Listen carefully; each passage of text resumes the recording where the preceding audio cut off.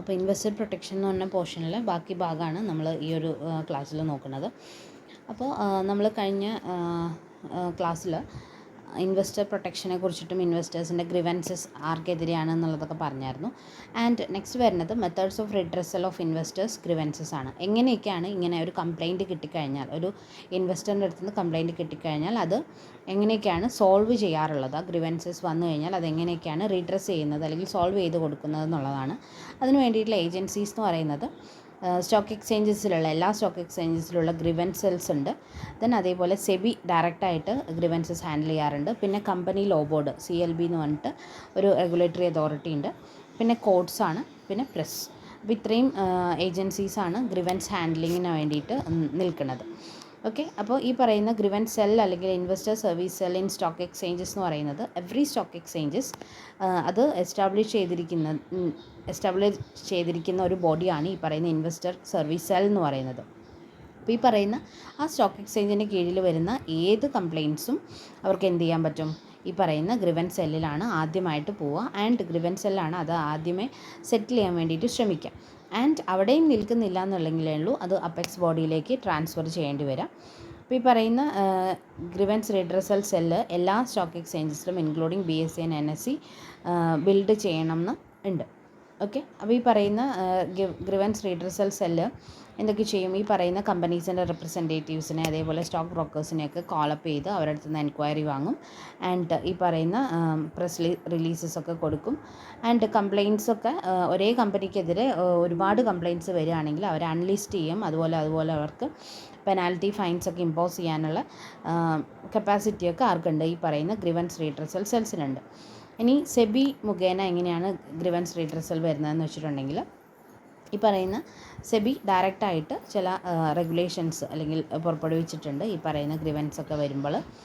അപ്പോൾ അതിൽ സെബി എന്ത് ചെയ്യുന്നുണ്ട്, അതിനൊരു office of investor assistance and education എന്ന് പറഞ്ഞിട്ടൊരു സെൽ തന്നെയുണ്ട്, ഒരു ഡിപ്പാർട്ട്മെൻറ്റ് തന്നെയുണ്ട്. ഈ പറയുന്ന ഡിപ്പാർട്ട്മെൻറ്റാണ് ഇൻവെസ്റ്ററിൻ്റെ അടുത്ത് നിന്ന് കംപ്ലയിൻറ്റ്സ് റിസീവ് ചെയ്യുക. ആൻഡ് അവർക്ക് ഇൻവെസ്റ്റേഴ്സിന് അസിസ്റ്റൻസ് പ്രൊവൈഡ് ചെയ്യുന്നതൊക്കെ ഈ ഒരു സെല്ലാണ്. അപ്പോൾ അതിന് വേണ്ടിയിട്ട് സെബി എന്ത് ചെയ്യുന്നു, ഗൈഡ് ലൈൻസ് ഇഷ്യൂ ചെയ്തിട്ടുണ്ട്. അതുപോലെ ഇൻവെസ്റ്റർ പ്രൊട്ടക്ഷൻ എഡ്യൂക്കേഷൻ ഫണ്ട് എന്ന് സെറ്റ് ചെയ്തിട്ടുണ്ട്. അപ്പോൾ ഇതിനകത്തു നിന്നൊക്കെയാണ് അവരെന്ത് ചെയ്യുന്നത്, ഈ പറയുന്ന ഗ്രിവൻസ് ഹാൻഡിൽ ചെയ്യുന്ന മെക്കാനിസംസൊക്കെ ചെയ്യുന്നത്.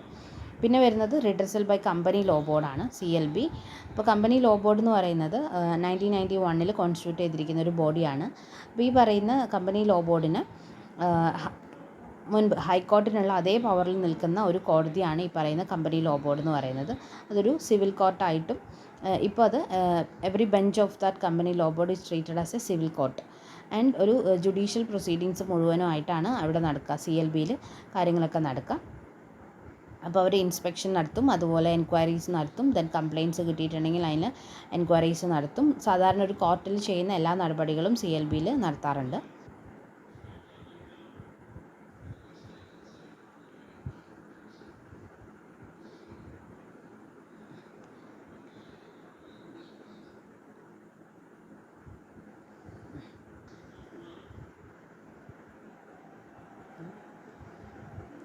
അപ്പോൾ സ്കോർസ് എന്ന് പറയുന്നത് ഒരു ഓൺലൈൻ കംപ്ലയിൻറ്റ് റിഡ്രസൽ മെക്കാനിസമാണ്. അപ്പോൾ ഈ പറയുന്ന സ്കോർസ് ജൂൺ 2011 ലോഞ്ച് ചെയ്തിട്ടുള്ളത്. ആൻഡ് ഈ പറയുന്ന സ്കോർസ് ഒരു വെബ് എനേബിൾഡ് പ്ലാറ്റ്ഫോമാണ്. നമുക്ക് 24/7 ആക്സസ് ഉള്ള ഒരു പ്ലാറ്റ്ഫോമാണ്. നമുക്ക് കംപ്ലയിൻറ്റ്സ് കൊടുക്കാനായിട്ട് പറ്റും, നമ്മുടെ കംപ്ലയിൻറ്റ്സിൻ്റെ സ്റ്റാറ്റസ് അറിയാനായിട്ട് പറ്റും. അങ്ങനെയുള്ള കാര്യത്തിനൊക്കെ വേണ്ടിയിട്ട് ഫോം ചെയ്തിരിക്കുന്ന ഒരു പ്ലാറ്റ്ഫോമാണ് ഈ പറയുന്ന സ്കോർസ് എന്ന് പറയുന്നത്. ഇനി നമ്മൾ നേരത്തെ പറഞ്ഞിട്ടുള്ളൊരു ടേമാണ് ഇൻസൈഡർ ട്രേഡിംഗ്. നമ്മൾ കുറച്ച് മുമ്പേ പറഞ്ഞായിരുന്നു. അപ്പോൾ ഇൻസൈഡർ ട്രേഡിംഗ് എന്ന് പറയുന്നത് it's A practice of using confidential information അല്ലെങ്കിൽ അൺപബ്ലിഷ്ഡ് ആയിട്ടുള്ള പ്രൈസ് സെൻസിറ്റീവ് ആയിട്ടുള്ള ഇൻഫർമേഷൻസ് യൂസ് ചെയ്തിട്ട് ട്രേഡിംഗ് നടത്തുന്നതിനെയാണ് നമ്മൾ ഇൻസൈഡർ ട്രേഡിംഗ് എന്ന് വിളിക്കുക. അപ്പോൾ കമ്പനീനെ സംബന്ധിച്ച് കമ്പനീൻ്റെ ഉള്ളിലുള്ള ആൾക്കാർക്കാണ് ആ ഇൻഫർമേഷൻസൊക്കെ ആദ്യമേ കിട്ടുക. അപ്പോൾ ഇവരെന്ത് ചെയ്യും, ഈ ആദ്യമേ കിട്ടുന്ന ഇൻഫർമേഷൻ, അതായത് വളരെ പ്രൈസ് സെൻസിറ്റീവ് ആയിട്ടുള്ള ഇൻഫർമേഷൻ ആയിരിക്കും. ഒന്നുകിൽ ആ പർട്ടിക്കുലർ കമ്പനിയുടെ സെക്യൂരിറ്റീൻ്റെ പ്രൈസ് കൂടാനോ കുറയാനോ സാധ്യതയില്ല, അല്ലെങ്കിൽ ആ ഒരു ഇൻഫർമേഷൻ വന്നാൽ കമ്പനിയുടെ സെക്യൂരിറ്റീൻ്റെ പ്രൈസ് കൂടാനോ കുറയാനോ സാധ്യത ഉണ്ടായിരിക്കും. അപ്പോൾ ഈ വിവരം ആദ്യമേ അറിയുന്ന ആൾക്കാർ ആ വിവരം വെച്ചിട്ട് കമ്പനീൻ്റെ സെക്യൂരിറ്റീസ് ബൾക്കായിട്ട് വാങ്ങുകയോ വിൽക്കുകയോ ചെയ്തിട്ട് ലാഭം ഉണ്ടാക്കുന്ന പരിപാടിനെയാണ് നമ്മൾ ഇൻസൈഡർ ട്രേഡിംഗ് എന്ന് വിളിക്കുക. അപ്പോൾ ഈ പറയുന്ന ഇൻസൈഡർ ട്രേഡിങ് ഈ പറയുന്ന ഇൻസൈഡർ ഇൻഫർമേഷൻ ഉപയോഗിച്ചിട്ട് ചെയ്യുന്നത് കൊണ്ടാണ് നമ്മളതിനെ ഇൻസൈഡർ ട്രേഡിംഗ് എന്ന് വിളിക്കുന്നത്. നോർമലി കമ്പനിയുടെ board of directors, promoters, employees ഇവർക്കൊക്കെയാണ് ഇൻസൈഡർ ട്രേഡിങ് ചെയ്യാനായിട്ട് പറ്റുക. അപ്പോൾ ഈ പ്രൈസ് സെൻസിറ്റീവ് ആയിട്ടുള്ള എന്തെങ്കിലും ഇൻഫർമേഷൻസ് അവർക്കാണ് ആദ്യം അറിയാൻ പറ്റുക. അപ്പോൾ ആ പറയുന്ന ഇൻഫർമേഷൻസ് യൂസ് ചെയ്തിട്ട് അവരെന്ത് ചെയ്യുന്നു, സെക്യൂരിറ്റി മാർക്കറ്റിൽ നിന്ന് ഒരുപാട് സെക്യൂരിറ്റീസ് വാങ്ങുകയോ വിൽക്കുകയോ ചെയ്തിട്ട് ലാഭം ഉണ്ടാക്കുന്നു. ഈ ഒരു ആക്ടിവിറ്റീനെയാണ് നമ്മൾ ഇൻസൈഡർ ട്രേഡിംഗ് എന്ന് വിളിക്കുക. അപ്പോൾ insider trading is an act of buying, selling, subscribing or agreeing to subscribe the securities of a company directly or indirectly by the key management personnel or the director of the company who is anticipated to have access to unpublished price sensitive information with reference to the securities of the company and it is deemed to be insider trading. ഇതാണ് insider ട്രേഡിങ്ങിൻ്റെ meaning എന്ന് പറയുന്നത്. അപ്പോൾ അതൊന്ന് നോക്കി വെച്ചോളൂ. What is insider trading എന്നുള്ളത് ഒരു question നമുക്ക് പ്രതീക്ഷിക്കാവുന്നതാണ്. ഇനി ഇൻവെസ്റ്റേഴ്സിൻ്റെ റൈറ്റ്സ് ആണ് നമ്മൾ നോക്കുന്നത്. റൈറ്റ് ടു, എന്തൊക്കെ റൈറ്റ്സ് ആണ് ഇൻവെസ്റ്റേഴ്സിനുള്ളത്? Right to get unique client code. നിങ്ങളൊരു സ്റ്റോക്ക് എക്സ്ചേഞ്ചിൽ ചെന്ന് ഒരു സെക്യൂരിറ്റി വാങ്ങണമെങ്കിൽ you must have UCC code നിങ്ങളുടെ കയ്യിലുണ്ടാവണം. That is unique client code വേണം. ദെൻ അതേപോലെ KYC ആൻഡ് അതർ ഡോക്യുമെൻറ്റ്സ് നമ്മുടെ കയ്യിലുണ്ടായിരിക്കണം. പിന്നെ അതേപോലെ to get order of trading shares executed ആ പറയുന്ന UCC കോഡിൽ എന്താണ് അലോട്ട് ചെയ്തിരിക്കുന്ന share and to get the best price, ഏറ്റവും നല്ല വിലയിൽ സെക്യൂരിറ്റീസ് വാങ്ങാനായിട്ട് പറ്റുക. പിന്നെ അതേപോലെ to get contract note, then details of charge ലെവിയുടെ എന്തൊക്കെ ചാർജസ് ലെവി ചെയ്തിട്ടുണ്ടെന്ന് അറിയാൻ പറ്റുക. ഇങ്ങനെയുള്ള കുറച്ച് റൈറ്റ്സ് ആണ് ഇൻവെസ്റ്റേഴ്സിനുള്ളത്. ആൻഡ് അതേപോലെ ഇൻവെസ്റ്റേഴ്സിന് ഹാവ് സർട്ടൻ ഒബ്ലിഗേഷൻസ്. അപ്പോൾ ഈ പറയുന്ന ഇൻവെസ്റ്റേഴ്സ് എന്ത് ചെയ്തിരിക്കണം? To possess a valid contract or purchase sale note കൃത്യമായിട്ട് കയ്യിലുണ്ടായിരിക്കണം. പിന്നെ അതേപോലെ KYC കൃത്യമായിട്ട് കൊടുത്തിരിക്കണം. പിന്നെ അതേപോലെ ഓരോ മെമ്പേഴ്സ് അല്ലെങ്കിൽ ഓരോ ഷെയർസും സെക്യൂരിറ്റീസുമായിട്ടും കൃത്യമായിട്ട് എന്തൊക്കെ വോളണ്ടറി കണ്ടീഷൻസ് ആണുള്ളതെന്നുള്ളത് അണ്ടർസ്റ്റാൻഡ് ചെയ്തിരിക്കണം. ദെൻ അതേപോലെ കൃത്യമായിട്ട് ഡിസ്ക്ലോഷർ ഡോക്യുമെൻറ്റ് വായിച്ച് മനസ്സിലാക്കുക. ഓക്കെ, അതൊക്കെയാണ് ഒബ്ലിഗേഷൻസ് ആയിട്ടുള്ളത്. ഇനി ഒരു ചാപ്റ്ററിൽ അവസാനമായിട്ടുള്ളൊരു പോർഷനാണ് ഇൻവെസ്റ്റർ ആക്ടിവിസം എന്ന് പറയുന്നത്. അപ്പോൾ നമുക്കറിയാം, an activist investor is an individual or institutional investor that seeks to acquire a controlling interest in a target company by gaining seats on the company's board of directors. Activist investors are looking to make significant changes to the target company and unlock perceived hidden value within the target company. So ഈ activist investor അല്ലെങ്കിൽ investor activism അല്ലെങ്കിൽ activist investor എന്ന് പറയുന്നത് അതൊരു institution ആയിരിക്കാം അല്ലെങ്കിൽ ഒരു individual investor ആയിരിക്കാം. ഈ പറയുന്ന ഇൻവെസ്റ്ററിന് എന്തിനുണ്ടായിരിക്കും? നമ്മുടെ കൺട്രോളിങ് പവർ ഒരു കമ്പനിയിൽ അതിൻ്റെ ബോർഡ് ഓഫ് ഡയറക്ടറിൻ്റെ മെമ്പേഴ്സ് ആയിരിക്കാം മേ ബി ഈ പറയുന്ന ഇൻവെസ്റ്റേഴ്സ് എന്ന് പറയുന്നത്. ഇവർക്ക് എന്ത് ചെയ്യാനായിട്ട് പറ്റും? ഒരു ടാർഗറ്റ് കമ്പനീൻ്റെ കൺട്രോൾ ചെയ്യാനായിട്ട് ഉള്ള കഴിവുള്ള ഒരു കൂട്ടം ആൾക്കാർ അല്ലെങ്കിൽ ഒരു പർട്ടിക്കുലർ ഇൻഡിവിജ്വൽ ആയിരിക്കും ഒരു ആക്ടിവിസ്റ്റ് ഇൻവെസ്റ്റർ എന്ന് പറയുന്നത്. അപ്പോൾ ഈ പറയുന്ന ആക്ടിവിസ്റ്റ് ഇൻവെസ്റ്ററിന് എന്ത് ചെയ്യാനായിട്ട് പറ്റും? നമ്മുടെ കമ്പനീൻ്റെ ഉള്ളിൽ തന്നെ കുറേ ചേഞ്ചസ് കൊണ്ടുവരാനായിട്ട് പറ്റും.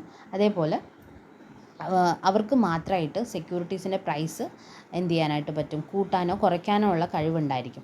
അപ്പോൾ ഇങ്ങനത്തെ ആൾക്കാരെയാണ് നമ്മൾ ഇൻവെസ്റ്റർ അല്ലെങ്കിൽ ആക്ടിവിസ്റ്റ് ഇൻവെസ്റ്റേഴ്സ് എന്ന് വിളിക്കുക. അപ്പോൾ ഈ പറയുന്ന ആക്ടിവിസ്റ്റ് ഇൻവെസ്റ്റേഴ്സ് ൻ്റെ ടൈപ്സാണ് നമ്മൾ നെക്സ്റ്റ് നോക്കുന്നത്.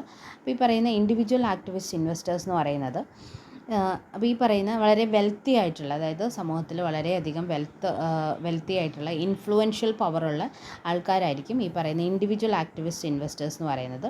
അപ്പോൾ അവർക്ക് എന്ത് ചെയ്യാനായിട്ട് പറ്റും? ഒരുപാട് എമൗണ്ട് ഓഫ് ക്യാപിറ്റൽ ഒരു കമ്പനീൻ്റെ പർച്ചേസ് ചെയ്യാനായിട്ട് പറ്റും. ലാർജ് നമ്പർ ഓഫ് കമ്പനീസിൻ്റെ ഒരു ബൾക്കായിട്ട് കമ്പനിയുടെ ഷെയർ പർച്ചേസ് ചെയ്യാനും അതുപോലെ അവർക്ക് വോട്ടിംഗ് റൈറ്റ്സും ഒക്കെയുള്ള ഒരു ഇൻഡിവിജ്വൽ ആയിരിക്കും ഈ പറയുന്ന ആക്ടിവിസ്റ്റ് ഇൻവെസ്റ്റർ എന്ന് പറയുന്നത്. ആൻഡ് അവർക്ക് എന്ത് ചെയ്യാനായിട്ട് പറ്റും? കമ്പനിയുടെ ഡിസിഷൻ മേക്കിങ്ങിൽ വരെ എന്ത് ചെയ്യാൻ പറ്റും? ഡിസിഷൻ മേക്കിങ്ങിൽ വരെ ഇൻഫ്ലുവൻസ് ചെയ്യാനായിട്ട് പറ്റും.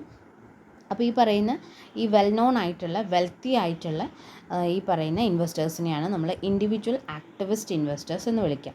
അപ്പോൾ കമ്പനീസിൻ്റെ സ്ട്രാറ്റജീസ് ഫോർമുലേറ്റ് ചെയ്യുക, കമ്പനീൻ്റെ സ്ട്രാറ്റജിക്കൽ ചേഞ്ചസ് മനസ്സിലാക്കാനായിട്ട് പറ്റുക, അങ്ങനെയൊക്കെ ചെയ്യുന്ന ആൾക്കാരെയാണ് നമ്മൾ ഇൻഡിവിജ്വൽ ആക്ടിവിസ്റ്റ് ഇൻവെസ്റ്റേഴ്സ് എന്ന് വിളിക്കുന്നത്. ഓക്കെ, അപ്പോൾ അവർക്ക് കൃത്യമായിട്ട് കമ്പനിയുടെ ക്യാപിറ്റൽ അലോക്കേഷനിലൊക്കെ ഇൻഫ്ലുവൻസ് ചെയ്യാനും അതിൽ ചേഞ്ചസ് കൊണ്ടുവരാനൊക്കെ കഴിവുള്ള ആൾക്കാരായിരിക്കും ഈ ഇൻഡിവിജ്വൽ ആക്ടിവിസ്റ്റ് ഇൻവെസ്റ്റേഴ്സ് എന്ന് പറയുന്നത്. ആൻഡ് രണ്ടാമത്തെ ഒരു കാറ്റഗറി ഓഫ് ആക്ടിവിസ്റ്റ് ഇൻവെസ്റ്റേഴ്സ് എന്ന് പറയുന്നത് form of private equity firms ആണ്.